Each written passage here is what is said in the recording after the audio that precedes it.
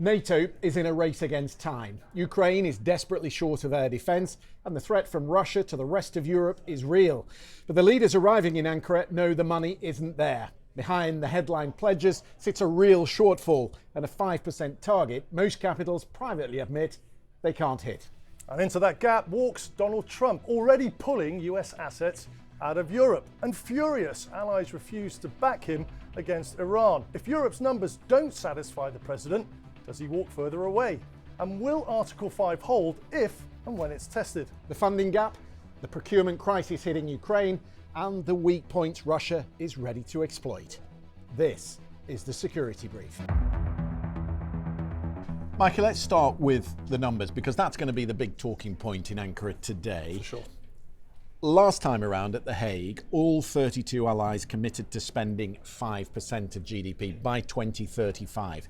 How many of them are on track? So let's just break down that 5% piece first. What we're talking about of 5% is 3.5% of GDP on core defence. So you're looking at troops, weapons, ammunition, the kind of hard military spend. And then that further 1.5% is on defence-related investment. And there you're looking at things like the defence industrial base, so defence infrastructure, industry, cyber resilience. So that's kind of like the breakdown. But let's have a look at a quick graphic here, and we can talk through that defence expenditure. So only 3 of the 32 members, and that's Poland, Lithuania, and Latvia, on the left of the graph that you can see there, are meeting even the 3.5% core target. Now, Italy, that's the first red bar there on the right of the screen, only scraped past the old 2% target in 2025, and that's 11 years after pledging it. So the reality is that no one is yet at 5%, including the United States. But let's take a look at another graph, and we can look at the trend. So what this graph tells you is the trend is in the right direction, for sure, and Europe's uplift from a very low base originally has risen by 20%. And that's the point, incidentally, that Mark Rutte was making at the Atlantic Council just a few weeks ago. Look at how the spending has increased. Yeah, and you can look from the red to the blue how much sort of Europe is trying to regain a little bit of ground. And he did say that. I mean, over the last decade from 2016 to 2026, European allies, including Canada, have spent an extra 1.2 trillion US dollars on defence. And you can see that here in the second graph. The red, which is the combined Europe and Canada spending, it is getting bigger, slowly but surely, to the US spend, which actually, interestingly, fell last year. Okay, so the trend is in the right direction, but the money that is needed to meet the commitments they've all made is into the billions at a time when we know European capitals are mired in debt. Yeah, and there's absolutely no escaping that. This will require a completely whole new debate in Europe. I'd almost call it reform. In fact, we've been focused on this debate recently with the UK's Defence Investment Plan that was published just last week, which takes spending to 2.7% by 2027. And just to give you a sort of, just to elaborate on that, that's an average of about 3.8 billion extra per year over the next 4 years, 15 billion. And then it flatlines. So to hit NATO's 3.5% core target by 2035, the Institute of Fiscal Studies says the UK must find roughly 25 billion more per year, which is significant. Figure. Yeah, it's eye-watering numbers, isn't it? And just one additional thought on that. I mean, roughly half of the UK's entire defence budget goes on the nuclear deterrent, which is a cost most NATO allies simply don't carry. Yeah, the CASD, Continuous At-Sea Deterrent. And remember, France doesn't commit its nuclear deterrent to NATO forces, but the UK does. And then includes that in its budget. And then includes that in its includes that in its budget. So there's nuances here that really should be understood. There's another point to add as well, is that when it comes to the UK budget, successive governments have been accused of kind of padding the number, if you like. And what do I mean by that? I mean like sort of counting war pensions, civil service pensions, and even in some areas, intelligence spending. And that's basically to flatter that headline figure. So, when it comes back to the actual reality of the available money to spend on core defence, that troops, ammunitions, equipment capability, it's actually a lot smaller. That pot is actually a lot smaller than it actually looks. Okay, the other big debate at this summit, how to bridge the chronic shortfall in air defence for Ukraine. We've seen how they've come under attack in recent weeks from ballistic missiles, and specifically the shortage of Patriot interceptors, the one weapon that is proven to be effective. Yeah, I mean, the news coming out of Kyiv and Ukraine and Zelensky's office at the moment is that there is a huge gaping hole in their capability, and that's their layered air defense and the ability to be able to target ballistic missiles and cruise missiles, which Russia is launching significant amounts on. But this is where the Iran war, Christian, it's where it collides head on with the war in Ukraine. The US and its Gulf partners fired more than 1,800 PAC-3 Patriot interceptors in the first 16 days. That's according to RUSI. That's 3 years of production. The consequence of that is 3 years of production gone in a fortnight. I mean, that's a sobering statistic. And analysts reckon America has burned through roughly half its entire Patriot stockpile. So here's the sting for Europe. Under the Pearl scheme, the prioritized Ukrainian requirements list, European allies have paid over $4 billion for American weapons for Ukraine.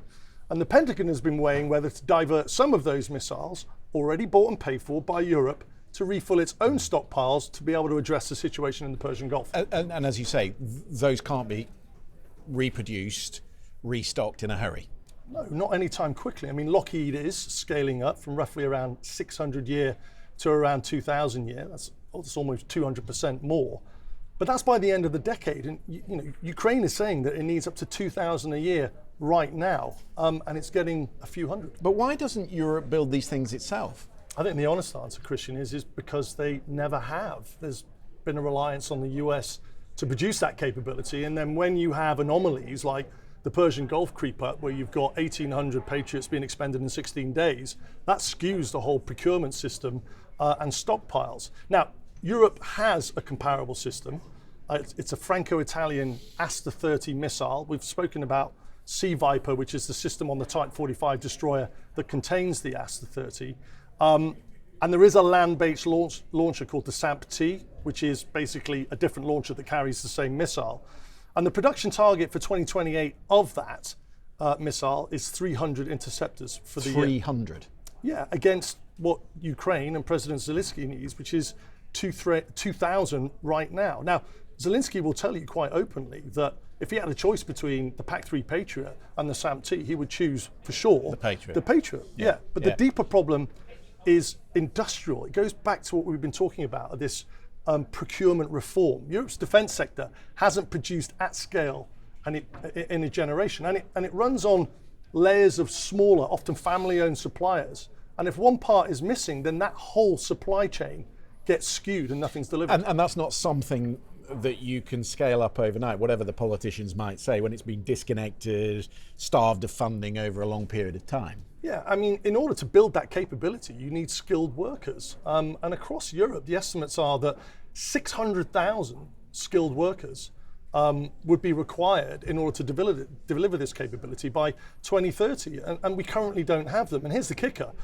When it comes to the critical components of the capability that we're talking about, China supplies 98% of the rare earth magnets that these missiles depend on. And Beijing has just tightened export controls on that critical capability. We were talking about that at the G7, which I was at in Evian just a week ago, about that critical lack of minerals that they need for these systems. It's a real chokehold. Yeah, and it seems to me that one of the disconnects is, I mean, governments keep changing their mind over spending decisions and allocation, partly because, ministries of defence have not spent well in years gone by.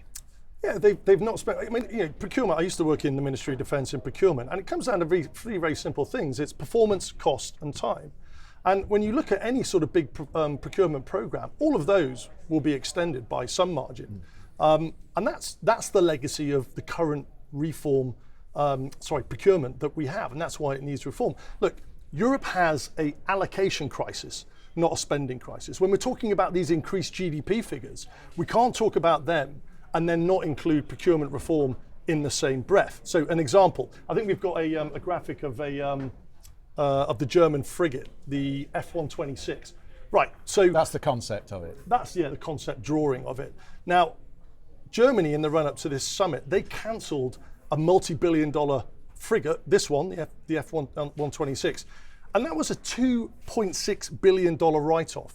and a program several European defence companies were actually preparing to come in on. So governments do change their minds, but we shouldn't be surprised that private sector companies will not commit to the upscaling needed without guaranteed multi-year contracts. And that's why the delay on the defence industrial investment plan was so critical to this whole procurement cycle.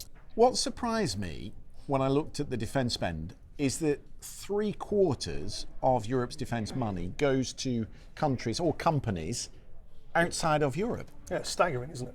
I know one of the options on the table in Ankara will be the idea of Ukraine building US Patriots under license, but obviously that needs... You need US permission. US sign-off, memorandum of understanding, and so far it's not come as far as I'm aware.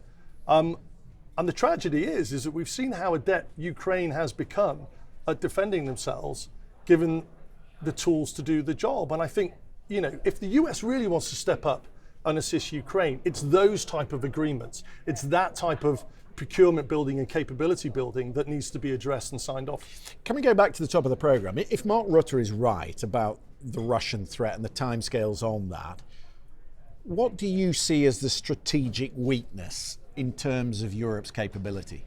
I think the honest answer is that Europe's weaknesses are exactly the capabilities that America's always provided. So going back to, why hasn't Europe ever made interceptors like the Patriot? It's basically that. So if we look at air and missile defense, for example, Russia's new generation of missiles, we've talked about this at length. Significant ballistics missiles, significant cruise missiles, and obviously the hypersonic, so the Oreshnik missile that was put onto Dnipro in November 2024. That's got 6 warheads with 6 submunitions. It's nuclear capable.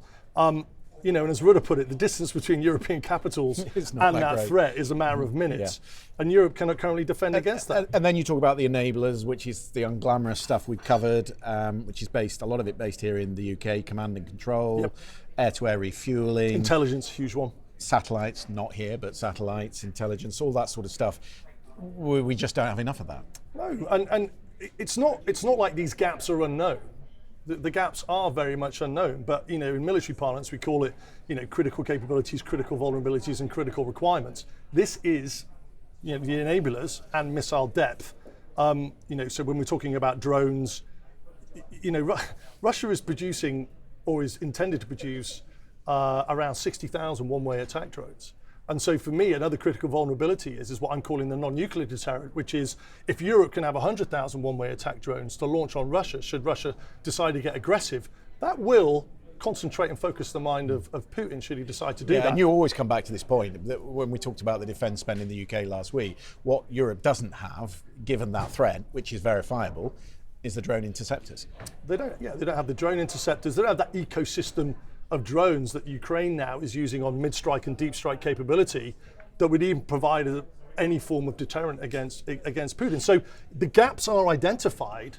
It's how do you scale up to bridge those gaps immediately, and obviously in order to do that you need finances. Okay, talking about the gaps, let's talk about one that Russia is already exploiting, what I would call the grey zone, the threat over our undersea cables, the GPS jamming, the drones, mini drones over airfields snooping around, the hybrid threat. Yeah, that's the term, hybrid threat. So it's a combination of conventional warfare with non-conventional, all that stuff that you've just been talking about. And I think a really good sort of example of the current threat right now, realistically over the last couple of weeks, is there's been good allied intelligence with Polish officials talking about Russia in preparation to scale up that hybrid threat against Poland. Now, if we just look at the economics of that for a second, part of that hybrid threat would be not necessarily putting Geran 2 one-way attack drones with a warhead on it into Poland, but putting sort of benign drones that can test the air defenses.